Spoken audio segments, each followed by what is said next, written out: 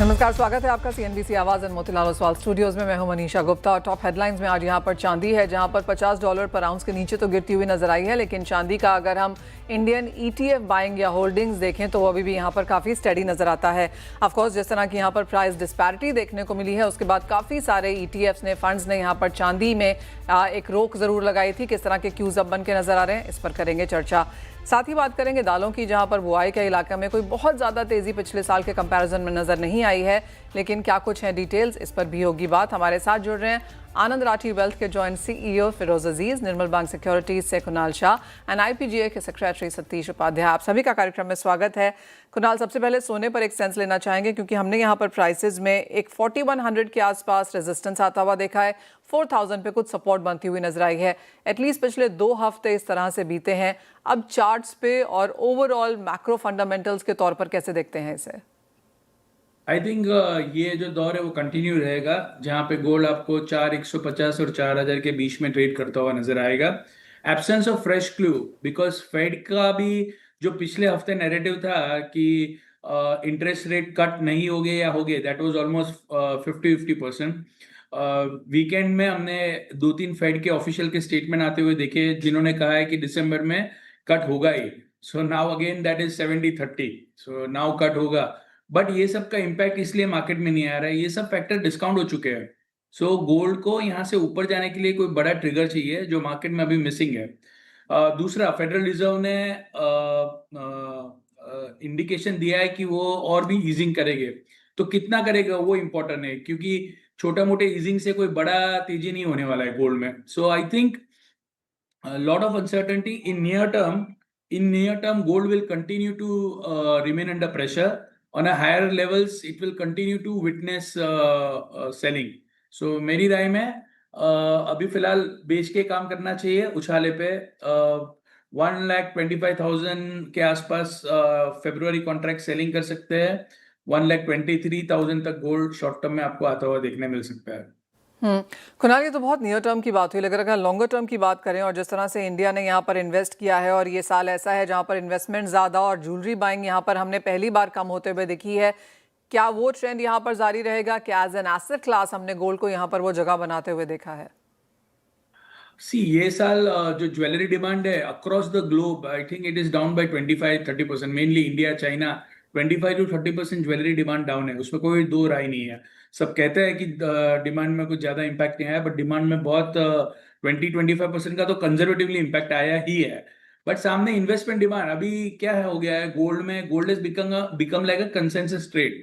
किसी को भी आप पूछो गोल्ड में ओवरऑल तो ध्यान तेजी का ही रह गया है। सो वो ये नहीं देख रहे हैं कि गोल्ड ने बहुत सारी चीजें ये प्राइस में डिस्काउंट कर ली है।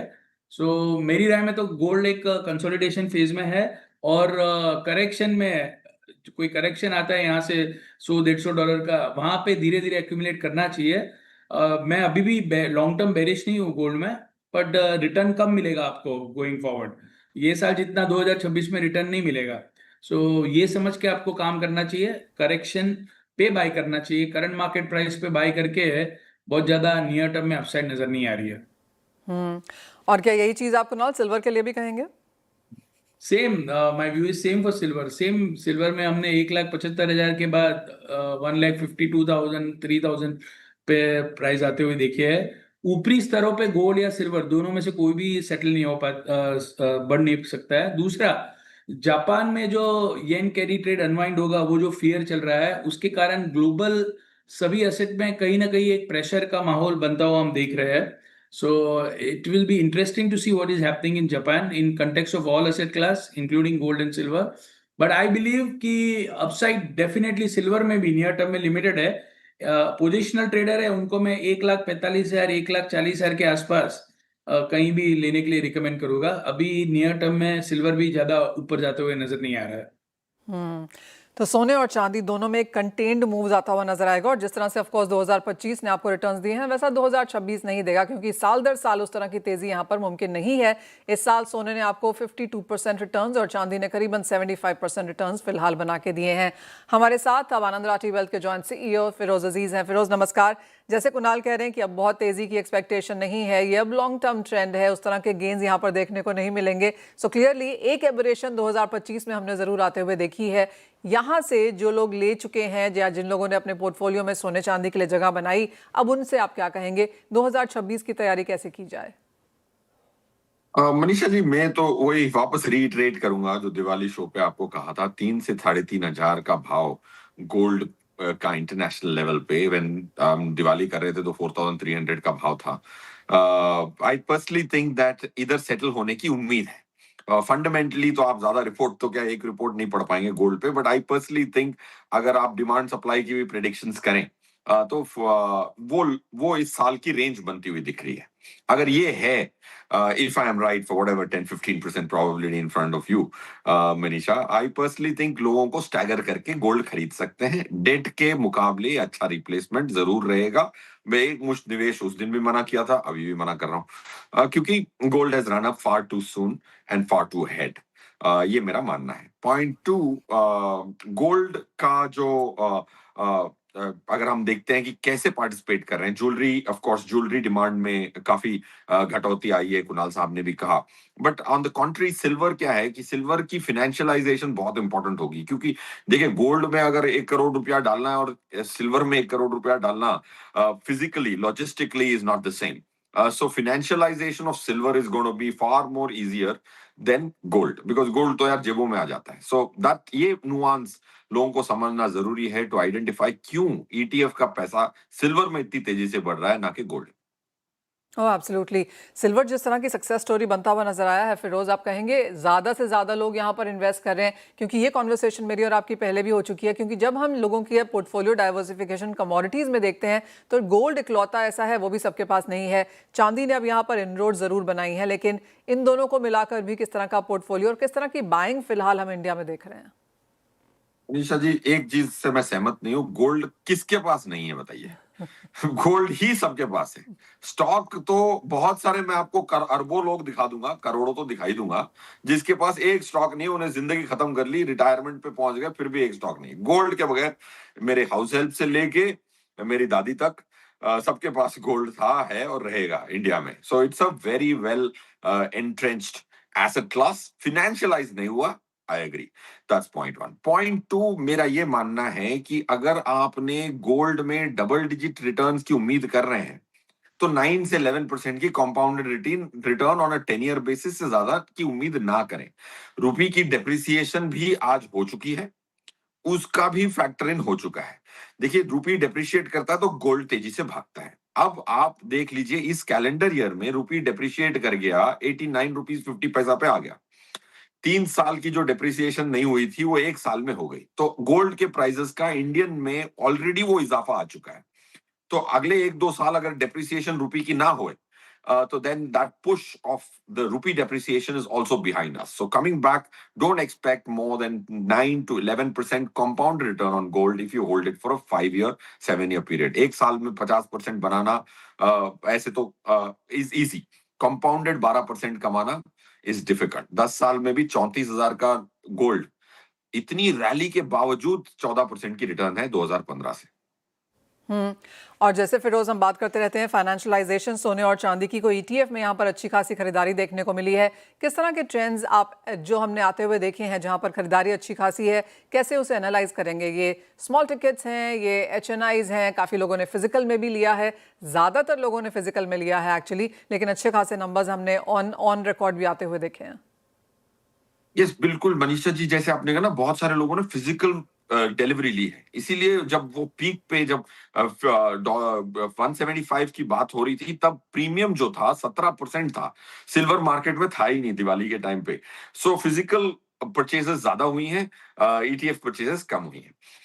गोल्ड की ईटीएफ परचेजेस ग्रेजुअली बढ़ती जाएंगी, सिल्वर की बहुत वॉलेटाइल रहेंगी। देखिए, सिल्वर की जो वॉलेटिलिटी है ना, उसमें काफी लोग घुसते हैं इस उम्मीद में कि 2 लाख पहुंच जाएगा, फिर वापस 150 देखते हैं तो निकल जाते हैं। सो सिल्वर की इनफ्लोज एंड आउटफ्लोज बहुत वॉलेटाइल रहेंगी, ये मेरा मानना है। और आप लास्ट, भले ही बेस से बहुत बढ़ चुका है, in terms of exchange traded funds की AUMs एंड फिजिकल होल्डिंग बहुत बड़ी है, बट उसकी वॉलेटिलिटी आप देख रहे हैं, इनफ्लो और आउटफ्लो दोनों हुआ है उस दौर में.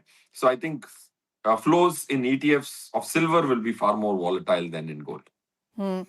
फिरोज, एक आखिरी सवाल, और बहुत सारे इंटरनेशनल जो इन्वेस्टर्स हैं एंड बहुत समय से जो इन्वेस्ट करते रह रहे हैं, उन सबका ये मानना है कि आगे जाके कंसर्न्स अभी और भी आने वाली हैं, चाहे वो ग्लोबल डेट को देखा जाए, लिक्विडिटी देखें आप, ईजिंग जो यहाँ पर शायद US फेड की तरफ से आएगी, कितनी आएगी, जैसे कुणाल ने भी कहा अभी हमें क्वांटम यहाँ पर नहीं पता है, लेकिन एक कंसर्न यहाँ पर ओवरस्ट्रेच्ड वैल्यूएशंस और इक्विटी को लेकर जो कंसर्न है, उसमें आपने क्या रीड किया है? मेरे हिसाब से देखिए, इक्विटी एक ऐसी इंस्ट्रूमेंट है जिसमें इतनी वैरायटी है. जैसे गोल्ड बोला तो एक प्राइस आपने अपनी स्क्रीन पे दो प्राइस डाल सकते हो, रुपी का डाल सकते हो, INR. इक्विटी में 2400 स्टॉक्स हैं. सो इक्विटी में पैसे बनाने में आपके पास वैरायटी है. सबका नाम अनफॉर्चुनेटली नेम टैग पे इक्विटी लिखा हुआ है. अब एक शेयर ऐसा है NSE 500 के अंदर जो 50-60% गिर चुका है इसी साल, 70% भी गिरा हुआ है एक शेयर, याद आ रहा है मुझे. दूसरा एक शेयर है जो दुगना हो चुका है, 3 गुना हो चुका है, वैसे भी शेयर है. So equity is a very diverse asset class, not one ticker, it is millions of instruments across the globe. So equity की वैल्यूएशन जब बढ़ जाती है तो मेरे पास विकल्प होते हैं कि यार कम वैल्यूएशन के स्टॉक खरीद लूं, 9 PE का भी स्टॉक है. बट गोल्ड में ऐसा नहीं है. गोल्ड की वैल्यूएशन जो भी वैल्यूएशन तो कर ही नहीं सकते. डिमांड सप्लाई एनालाइज कर सकते हैं. अगर आपको लगता है बहुत महंगा हो गया तो आपके पास दो ही चारे हैं, निकल जाओ या होल्ड करो. ऐसा नहीं कि गोल्ड, ये वाले गोल्ड से निकल जाता हूं और ग्रीन गोल्ड में चला जाता हूं. एक ही मेटल है gold, right? So the variety. So I personally think valuation in equity is a challenge. बिल्कुल सही फरमा रही है, बट उसमें फिर भी विकल्प है. अगर मिड कैप में वैल्यूएशन कम दिखती है तो आप लार्ज में जा सकते हैं, लार्ज में ज्यादा दिखती है तो स्मॉल में जा सकते हैं, जहां मर्जी आपके पास. There is a lot more diversity in that asset class than gold and silver. Well said and well put. Firoz Aziz, बहुत शुक्रिया साथ जुड़ने के लिए और वो तमाम चीज़ों पर एनालाइज एंड ओपिनियन भी देने के लिए. well, ये तो बात हुई यहाँ पर गोल्ड एंड सिल्वर की, लेकिन एक नज़र यहाँ पर मेटल्स पे डाल लेते हैं कुणाल, और यहाँ पर भी कुछ स्टेबिलिटी अब नज़र आई है. Copper, aluminium, zinc, I remember आपने लास्ट टाइम भी ये कहा था कि नियर टर्म के लिए as we head towards holidays शायद उस तरह की तेज़ी ना देखने को मिले और मुनाफा वसूली की एक्सपेक्टेशन यहाँ भी करनी चाहिए. एग्जैक्टली जो यहाँ पर होता हुआ नज़र आ रहा है. अब बचे हुए नवंबर के लिए, दिसंबर के लिए, till the time 2025 doesn't end, किस तरह की रेंजेस यहाँ बनेंगी? Same view right now. पूरे वर्ल्ड में जो सबसे बड़ा कंसर्न है वो है रिगार्डिंग जापान. जस्ट 10 मिनट पहले न्यूज आया that Japan is planning to raise interest rate. अगर ऐसा होता है तो येन का जो पूरा डिप्रिसिएशन अभी हुआ है लास्ट 10-15 दिन में, वो येन अप्रिशिएट हो जाएगा, कैरी ट्रेड अनवाइंड हो जाएंगे, और इसकी इम्पैक्ट आपको मेटल्स से लेके वो वर्ल्ड के हर एसेट क्लास में देखने मिलेगी. So it is we have to see what is happening. So near term में शायद थोड़ा प्रेशर बना रह सकता है मेटल में, बट लॉन्ग टर्म आउटलुक बहुत तेजी का लग रहा है इसका.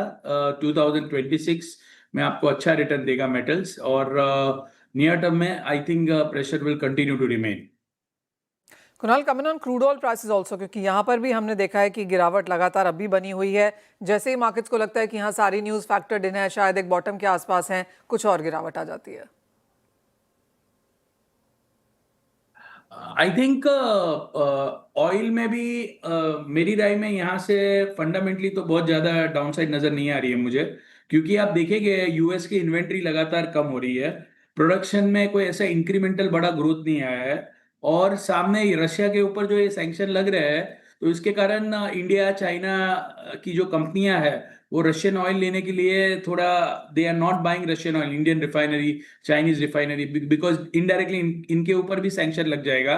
तो ये जो ऑयल की मार्केट फिलहाल ग्लट के कारण नीचे आ रही है, वो कहीं ना कहीं एंड होना चाहिए. मुझे $55 बॉटम लग रहा है, और मैं ऑयल में ये लेवल से ज्यादा बेरिश नहीं हूँ.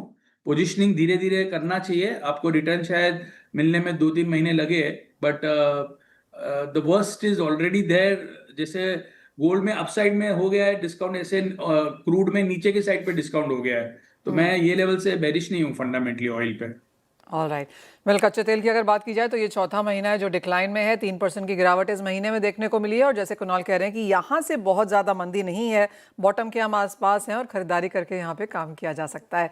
बहुत शुक्रिया कुणाल आपका भी साथ जुड़ने के लिए और राय देने के लिए. इसी के साथ एक ब्रेक का समय है. जब लौटेंगे तो IPGA के सेक्रेटरी सतीश उपाध्याय को जोड़ेंगे अपने साथ, उनसे जानेंगे दालों का हाल भारत में. नमस्कार, स्वागत है आपका। हमारे साथ आईपीजे के सेक्रेटरी सतीश उपाध्याय हैं। सतीश जी नमस्कार, शुक्रिया साथ जुड़ने के लिए। और अगर लेटेस्ट नंबर्स बुआई के देखें तो 17 नवंबर तक हमने चना और मसूर दोनों की बुआई में एक पिछले साल के कंपैरिजन में एक बढ़त आती हुई देखी है।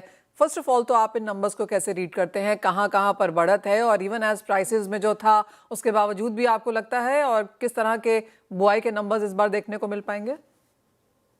Thank you Manisha ji. ऐसा है, अभी प्रोसेस चल रही है, अभी भी बुआई चल रही है, बिकॉज इस बार थोड़ी बुआई लेट हुई थी कुछ स्टेट्स में। और जो हमको देखने में आया है कि कुछ बुआई का परसेंटेज कम सिर्फ अभी फिलहाल एमपी में दिख रहा है, और कुछ परसेंटेज थोड़ा बहुत राजस्थान के कुछ डिस्ट्रिक्ट में दिख रहा है। बाकी महाराष्ट्र ठीक रहेगा, गुजरात बढ़ के आ रहा है लास्ट ईयर से, एमपी थोड़ा पीछे रह रहा है, राजस्थान इक्वल ही रहेगा। तो अभी भी प्रोसेस चल रही है, और अभी और 2 महीने 3 महीने का 2 वीक 3 वीक का विंडो और खुला है। तो सोइंग हमको ऐसा लगता है कि लास्ट ईयर से बढ़ के ही आनी चाहिए, चने में, मसूर में और मटर में। आत्मनिर्भरता की कॉन्वर्सेशन हमने फिर से यहाँ पर आते हुए देखी है। जैसे आपने कहा पिछले साल के कंपैरिजन में कुछ 2-4% यहाँ पर बढ़कर आ सकता है। कितना बढ़ना होगा एक्चुअली, अगर हम यहाँ पर इसे 2030 2047 के जिस तरह के टारगेट्स हैं यहाँ पर दालों को लेकर? देखिए, अभी का अपना प्रेजेंटली जो प्रोडक्शन है ना, इससे ऑलमोस्ट 40% का टारगेट ज्यादा है। तो इसके लिए एक सिंपल फॉर्मूला ये हो सकता है कि 10% एकरेज बढ़े और 10% यील्ड बढ़े। तो आने वाले 5 साल का, ये 5 साल आगे का टारगेट है। और ऐसा नहीं कि अचीव नहीं हो सकता। अपना पहले 15-16 मिलियन टन का क्रॉप होता था, वो अपन ने 27 मिलियन तक पहुंचाया था। ठीक है, 1-2 मिलियन आगे पीछे चल रहा है, तो ये पॉसिबल है। और पल्सेस का एकरेज कोई बहुत बड़ा नहीं है। अगर आप टोटल एग्रीकल्चर बास्केट में देखोगे तो बड़ा छोटा एरिया होता है पल्सेस का।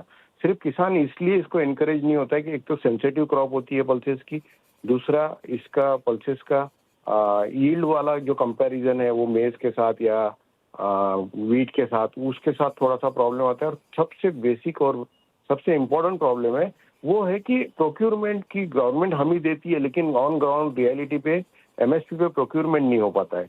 इसलिए किसान उतना इनकरेज नहीं हो रहा है। बट कि आप देखोगे कि खरीफ की जगह भी रबी में पल्सेस का प्रोडक्शन बढ़ते जा रहा है, और खरीफ के सामने रबी का प्रोडक्शन ज्यादा रहता है, 20-30% ज्यादा रहता है। तो वो सेंसिटिविटी जो थी, जो उड़द और मूंग में हमेशा तकलीफ होती थी कि आप सोइंग गवर्नमेंट पूरा करती थी, फार्मर पूरा करता था, एकरेज नहीं मिलता था, क्रॉप डैमेज होती थी, वो थोड़ा सा शिफ्ट हो रहा है पैटर्न। जहाँ पे नॉन फीड इकोनॉमी, जहाँ पे इरिगेशन का फैसिलिटी है, वहाँ थोड़ा थोड़ा पल्सेस का प्रोडक्शन बढ़ भी रहा है, अपन देख रहे हैं। और ये पॉसिबल है, ऐसा नहीं है कि ये पॉसिबल नहीं है, क्योंकि ऐसी कोई जगह की कमी नहीं है ना इंडिया में। जो लोगों की एक मानना है कि जगह की कमी है, तो अपन जो पल्सेस का एरिया है वो बड़ा कम है इंटायर। आप व्हीट और राइस और शुगर केन के सामने देखोगे या मेज के सामने देखोगे तो वो छोटा सा है, वो मिजरेबली 15-20% भी नहीं है। तो वो बढ़ सकता है, ऐसा कोई बड़ी बात तो नहीं दिखती है। साथ ही साथ हमने इंपोर्ट्स यहाँ पर जो कम आते हुए देखे हैं, उसे आप रीड कैसे करते हैं? ये इंपोर्ट कम इसलिए आए थे कि लास्ट ईयर हिस्टोरिकल इंपोर्ट हो गए थे, और फिर वो पोर्ट पर ही थे, और वो फिर कैरी ओवर होते आ रहे थे। और दूसरा जो एक्सपोर्टिंग कंट्रीज है, जो ओरिजिन्स है, वहाँ पे प्रोडक्शन काफी बढ़ गया था। तो एक तो वहाँ प्रोडक्शन बढ़ गया, दूसरा यहाँ पे मार्केट नीचे आ गई। तो और यहाँ के इम्पोर्टर को एक डर सता रहा था कि और कोई ड्यूटी गवर्नमेंट ला सकती है क्या, कोई रिस्ट्रिक्शन ला सकती है क्या। इसलिए इम्पोर्टर ने जो मार खाई है लास्ट ईयर में, वो जो हिस्टोरिकल इंपोर्ट हुआ है वो कोई लुक्रेटिवनेस से नहीं हुआ है, वो अपने आप को सेव करने को, एवरेज आउट करने के लिए कुछ लोगों ने इंपोर्ट किया और लास्ट में वो मरे। और यही पोजीशन है कि अभी हर ओरिजिन पे माल काफी है, जितनी अपनी डिमांड है उससे 2 गुना माल है। और अब वो कौन इंटरेस्ट लेता है, जब क्या मार्केट यहाँ सपोर्ट करता है, क्या क्या इंपोर्ट की पैरिटी आती है क्या, ये सब चीजें देखने जैसी है। एक फाइनल सवाल सतीश जी, अब यहाँ से प्राइसेस कैसे लगते हैं? जैसे आपने बोला इंपोर्ट ठीक ठाक है, बुआई के नंबर्स यहाँ पर अच्छे हैं, ओरिजिन कंट्रीज में अच्छी खासी यहाँ पर सप्लाईज हैं, प्राइस में क्या इसका इम्पैक्ट होगा? कोई बड़ा प्राइस में इम्पैक्ट अभी फिलहाल दिखता नहीं है। और दूसरी एक कंसर्न बात यह है कि इस बार अब पोर्ट पर माल काफी कम हो गया, इंपोर्ट कम आने की वजह से अब कैरी ओवर नहीं है, गवर्नमेंट के पास बफर स्टॉक नहीं है, इंपोर्टर के पास, ट्रेडर के पास, मिलर के पास कैरी ओवर नहीं है, बिकॉज उन्होंने लास्ट ईयर बहुत मार खाई। तो एक सिर्फ कंसर्न है कि कैरी ओवर वेटेड एवरेज पर माल नहीं है, बट ओरिजिन्स पे माल है। इंडिया की क्रॉप ठीक ठाक है, तो ये मिक्स रिएक्शन देखते हैं, तो एवरेज आउट हो जाएगा। कोई बहुत बड़ी तेजी आने जैसा नहीं और बहुत यहाँ से मंदे होने जैसा नहीं दिखता है। Point taken. Satish ji as always बहुत शुक्रिया साथ जुड़ने के लिए और वो पूरा का पूरा दालों का जो माफ़ कीजिए सेगमेंट है वो हमें समझाने के लिए। वेल इसी के साथ एक ब्रेक का भी समय है, लौटेंगे तो यहाँ पर फोकस करेंगे कुछ और मार्केट्स एंड स्टॉक्स पर।